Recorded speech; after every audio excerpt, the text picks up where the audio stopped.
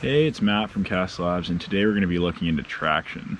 So I've been running this old sad tire for a long time now, and my buddy took pity on me one day and gave me a brand new one. So that kind of made me ask, how much traction am I actually gaining from throwing on this new tire? And so I thought it would just kind of be a fun little project to measure and try to quantify the amount of traction I have with the old tire and how much I'm gaining with the new tire. So a concept that's pretty fundamental to the idea of traction is that of slip. Specifically here we're looking at rear wheel slip. And so this is basically when the rear wheel speed is lower than that of the bike speed. We have an intuitive understanding for this concept, right? Because, you know, when you're skidding, your rear wheel slipping, it's obvious. But let's go to the computer and take a look at a more rigorous or mathematical definition of kind of what slip is. And this will allow us to go into our field test knowing what we want to measure and how we're actually going to quantify traction through this proxy of slip. Okay, so now we're going to mathematically define what slip is, and once we have it in mathematical terms, that means that it's something we can measure and compute. So it's important to remember that v equals omega r. This is our linear velocity equals angular velocity times radius of our wheel. So I have this beautiful bike I've drawn, and we have the bike going at a velocity of v bike. We have our rear wheel spinning at an angular velocity of omega subscript r, and we have our rear wheel radius of r subscript r, and we have a front wheel angular velocity of omega subscript f and a radius. In the vehicle dynamics world, this is kind of a general definition for slip. So slip equals negative v bike minus omega r, omega times r of our rear wheel, divided by v bike, the velocity of our bike, times 100. This is to get it as a percentage. And so what this equation is basically saying is, hey, when the theoretical linear velocity of our rear wheel, this omega r term, is less than the actual linear velocity of our bike, we have wheel slip, So when our rear wheel is skidding out, our omega r term for the rear wheel is going to be very low, even though, hey, maybe our bike speed is quite high. And so this low rear wheel speed compared to the high bike speed means that we have slip. This second step here is my assumption is that v bike equals omega subscript f times r subscript f. So I'm basically saying that the velocity of our front wheel is a good proxy for our bike speed. Our front wheel can kind of slip a little bit, but generally it's not going to slip or skid out a ton, or else we're kind of in big trouble. So we can just plug that assumption in, and the calculation becomes omega r of our front wheel minus omega r of our rear wheel over omega r of our front wheel times 100. And so in the field, I can actually measure the angular velocity of my front wheel. I can measure the angular velocity of my rear wheel. And for each time step, I can compute if we have slip. To simplify things further, since my rear wheel and front wheel are the same radii, we can cancel out these terms because RF equals RR. And so we can just compare straight up the angular velocities here, which is kind of nice. Simplifies our equation. Okay, so now that we've defined things on the whiteboard, let's look at what we're doing in terms of code. When we collect data in the field, we're using a sensor called a reed switch, which opens or closes a circuit depending on its proximity to a magnet. And so for each wheel, we're going to have a reed switch and 6 magnets. The 6 magnets is a critical aspect of our setup. This is because we want high resolution in our signal. We want to be able to pick up small changes in wheel speed that occur on very small timescales. Once this data is collected on the software side, we want to convert these spikes into actual wheel speeds that we can use for analysis. And so I wrote this piece of code that does just that for both wheels. So once we have that, then we can go into figuring out when we have wheel slip. To do this, let's take a look at this sample data from some recording I took a while ago on some trail. So you'll see the blue line here is our front wheel angular velocity, and the red line here is the rear wheel angular velocity. And so what I'm doing is this graph is a bit of a mess, but let's not look at the whole thing. Let's look at one specific event. And so what my algorithm is doing is basically taking that formal definition of wheel slip and computing, hey, when does my rear wheel angular velocity drop below some certain percentage of my front wheel angular velocity? As you can see what I'm kind of circling here. When it goes below a certain percentage, we call it a wheel slip event. And so that's when I have this green spike here. So this is when my algorithm detects wheel slip. Early on when I was developing this algorithm, to validate it, I used also a button, so a feedback button that was on my handlebars. And when I hit that button, that means that I, as a rider, felt wheel slip happening. And so you'll see this red spike here where my cursor is. This red spike denotes that I felt a wheel slip event, which is cool because it concurs with what my algorithm's saying. And I determined this experimentally, so I tuned it based on trying to make sure I caught all the wheel slip events with my algorithm that I noticed as a rider, but also didn't have too many false positives. So you'll see when we go back out to the whole run, there's a ton of wheel slip going out the end. It's this really dry chute with my bald tire.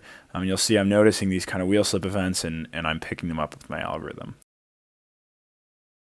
All right, in terms of the experimental setup, I've just got my data logger here, and I go through more of the details in my pedal kickback video, so you can watch that if you haven't. All we actually need for this test is the reed switches with the magnets.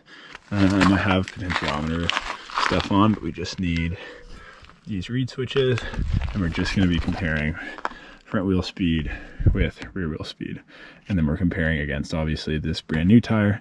Same pressure, super important. We're doing 27 PSI. Same suspension setup and same pressure in the front.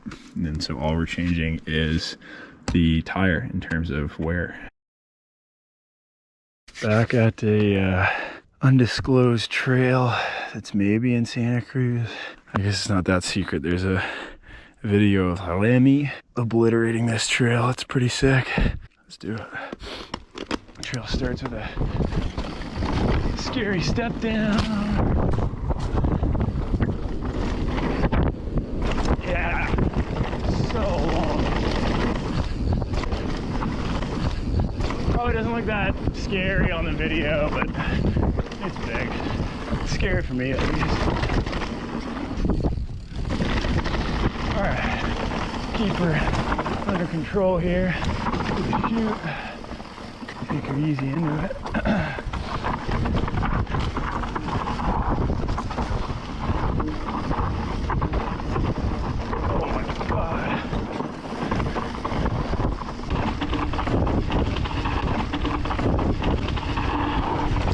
Totally out of control. Oh my god. That was way less sketchy than the bald tire. I don't even have to look at any sort of data on that.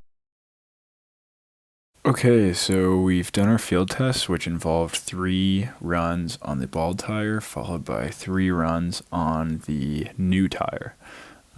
We did these all on the same trail, and they were done back to back, one day to the next, without any rain in between, so our conditions are relatively well controlled for. So we're going to look at wheel slip events from a couple different runs, and one we're going to look at from one of the bald tire runs, and one we're going to look at one of the new tire runs, and then we'll look at some average values for all the new runs and for all the old runs to give you a better idea of what the overall results were. So here we see, here's a run with the old tire, and the thing we're going to pay particular attention to here is this section, which is the big chute. Basically, from when we enter the chute till when we exit it, I've basically broken traction. And then here we have the new tire on, and you'll see that we had wheel slip events in kind of similar areas. So you'll see we also had most of the wheel slip events occurring in the chute. You'll notice a couple different things. I broke traction and was able to regain it periodically through the chute. So even though I spent a good amount of time slipping still, though less, I think a big difference in the feel was that I was able to lose traction but then regain traction. Whereas, when I had the old tire that was bald, once I broke traction, it was basically hopeless in terms of regaining traction. So let's take a look at our averages here.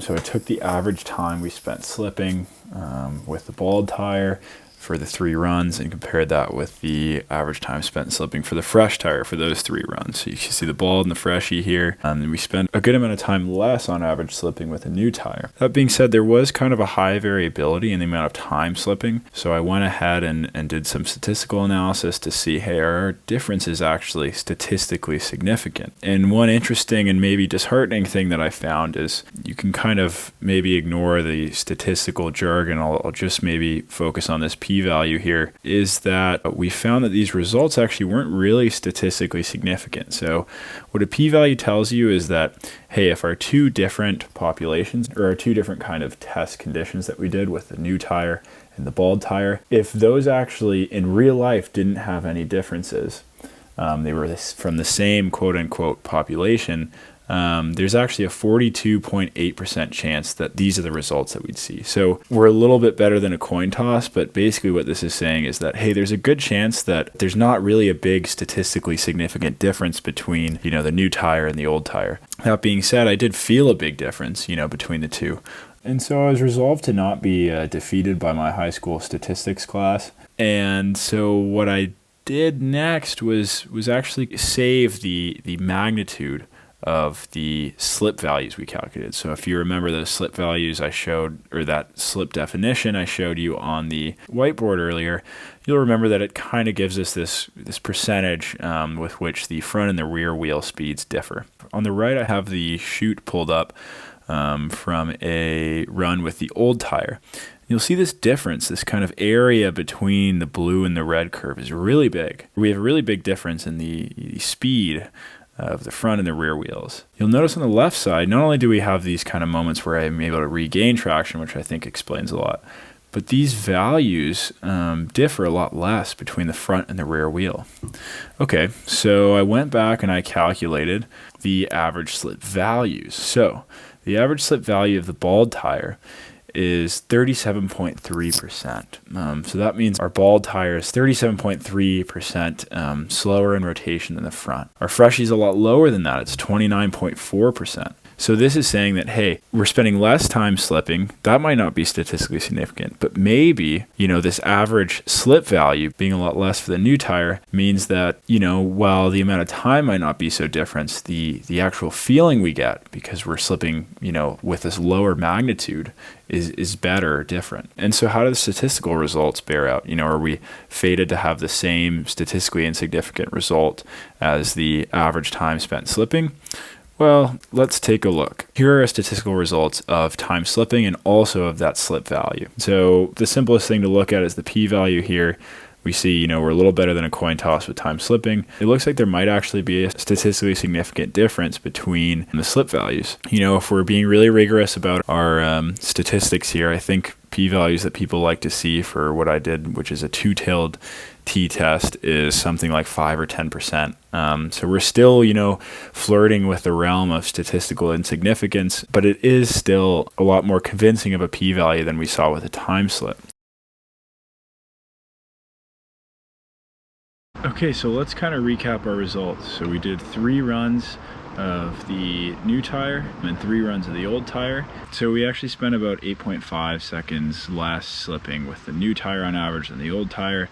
And this was defined by my rear wheel slip algorithm. But statistically speaking, these results were not convincing. This either means I had too small of a sample size, and so the variability was quite high, or it means that, maybe if we did do 100 runs of each, we might not see that big of difference from just a binary kind of is slipping or not slipping kind of dichotomy. Being that I felt such a strong subjective difference between the two, I dug into it a bit more and decided to look into slip magnitude, so the actual percentage difference between our rear wheel and front wheel speed values.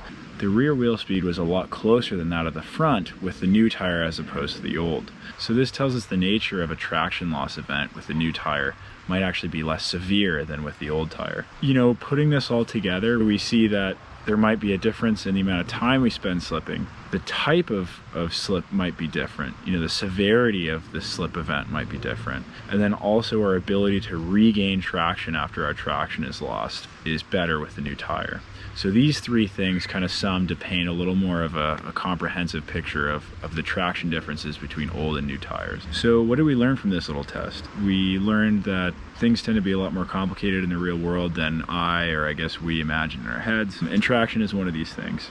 But we did build this bridge between my qualitative rider perspective and the quantitative measurement of what traction actually looks like. And the other thing we learned is that, data acquisition is very helpful and quantitative analysis is very helpful, but it often shows us things or teaches us things or fails to teach us things that we didn't expect. I expected this to be very cut and dry. but it's a lot more complex and nuanced, and I came out actually with a lot more questions than answers. But you know, it's cool. The kind of engineering approach is a way to ask better questions and to learn about what we know, and more importantly what we don't know. So yeah, that was my little test. Hope you guys liked it. Let me know what you think I got wrong, what you think I got right, what you thought was cool, and what you want me to study next. And I'll see you guys later. Peace.